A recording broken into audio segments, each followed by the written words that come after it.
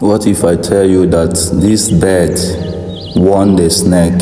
Will you believe me? Or if I tell you that the snake won this bird in the battle, will you still believe me?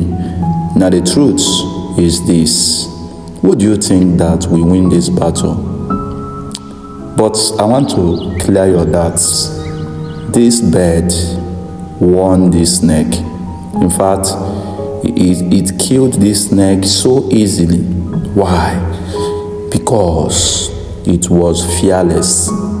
In fact, after even killing this snake, the bird ate the snake. I want to let you know that you must face your challenges.